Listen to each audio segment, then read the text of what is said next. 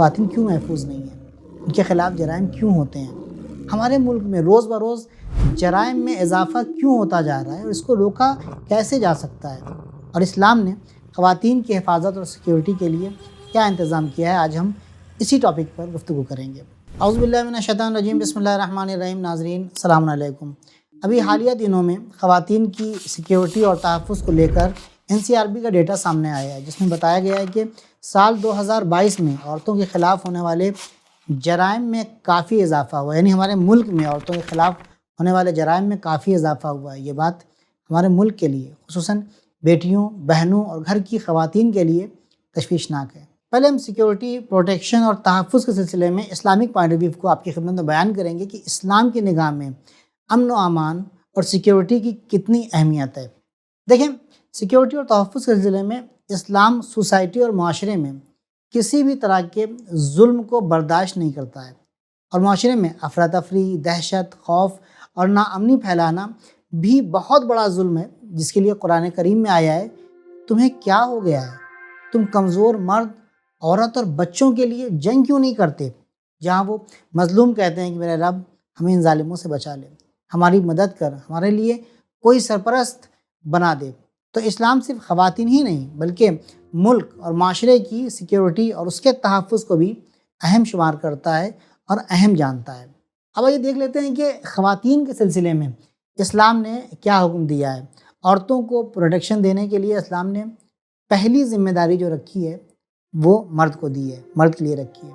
مرد خواتین کے محافظ ہیں، ان کے مینٹینرز ہیں، ان کا خیال رکھنے والے ہیں، ان کی ذمہ داری ہے، ان پر واجب ہے کہ خواتین کو پروٹیکٹ کریں اور ان کی حفاظت کریں۔ ساتھ ہی ان کے ساتھ اچھا سلوک کرنے کا بھی حکم قرآن کریم میں دیا گیا ہے۔ تم اپنی بیویوں کے ساتھ اچھا سلوک کرو، چاہے تم انہیں ناپسند ہی کیوں نہ کرتے ہو۔ ساتھ ہی اسلام نے جسمانی، ذہنی، یہاں تک کہ مالی تحفظ اور سیکیورٹی کا بھی انتظام خواتین کے لیے کیا ہے۔ اس سلسلے میں چھوٹی چھوٹی باتوں کا خیال رکھا گیا ہے، جیسے فزیکل اور جسمانی تحفظ کے بارے میں قرآن کریم میں یہ حکم آیا ہے کہ اگر خاتون اپنے مہینے کے خاص ایام میں ہے تو کہا ہے کہ ان دنوں میں زوجہ سے نزدیکی نہ کرو، کیونکہ یہ ایام خواتین کے لیے اذیت اور تکلیف کے دن ہوتے ہیں۔ ان دنوں میں زوجہ کے ساتھ جمع کرنا، یعنی فزیکل ریلیشن کو، یعنی جب عورت پیریڈ کے زمانے میں ہوتی ہے تو اس وقت فزیکل ریلیشن کو اسلام میں حرام قرار دیا گیا ہے، اور وجہ یہ بتائی گئی ہے کہ عورت کو جسمانی تکلیف ہوتی ہے۔ دوسری بات، اسلام نے یہ انتظام کیا ہے کہ خواتین کو ذہنی تحفظ اور ذہنی سکون دیا جائے۔ ایک خاتون اپنی ذمہ داری، بچوں کی تربیت، شوہر کا خیال اور گھر کو گلزار بنانے کا کام اسی صورت میں کر سکتی ہے جب وہ ذہنی طور پر پرسکون ہو، ٹینشن فری ہو۔ یہ وجہ ہے کہ اسلام نے شادی کو سکون کا ذریعہ قرار دیا۔ قرآن کریم میں ارشاد ہوتا ہے کہ اللہ کی نشانی میں سے ایک نشانی یہ ہے کہ اس نے تمہارا جوڑا تمہیں میں سے قرار دیا تاکہ تم اس سے سکون حاصل کر سکو۔ اس میں محبت اور رحمت رکھی ہے۔ تو اگر کسی شادی میں سکون نہ ہو تو گویا شادی کا مقصد ہی پورا نہیں ہوا۔ اس کے علاوہ خواتین کی سیکیورٹی کے سلسلے میں اس کے مال کی بھی حفاظت کا انتظام کیا ہے۔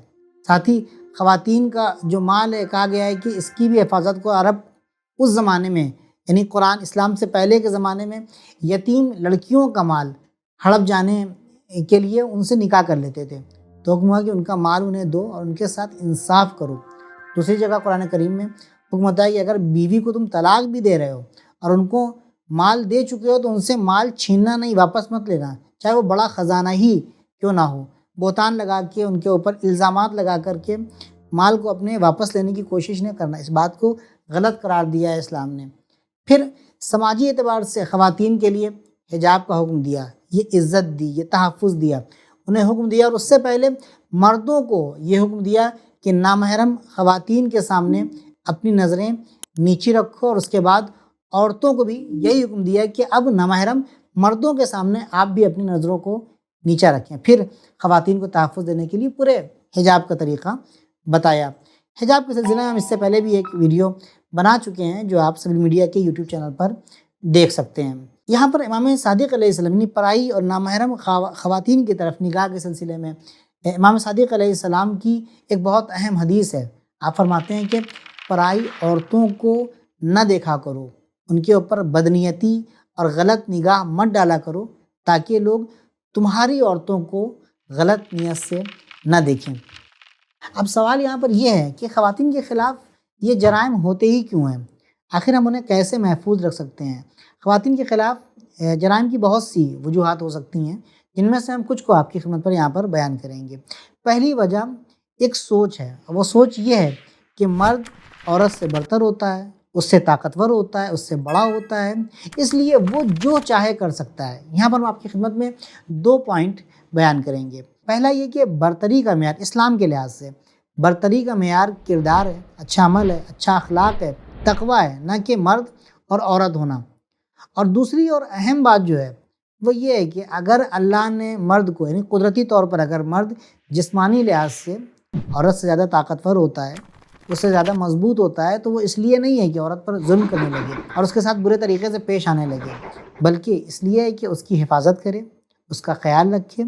انسان کی پرسنالٹی، حدیث کے مطابق انسان کی جو پرسنالٹی ہے، انسان کی جو شخصیت ہے، وہ عورت کے ساتھ سلوک کرنے سے پتہ چلتی ہے۔ روایت میں آیا ہے کہ تم میں سے سب سے اچھا انسان، سب سے اچھا مرد وہ ہے جو اپنی خواتین کا احترام کرتا ہے۔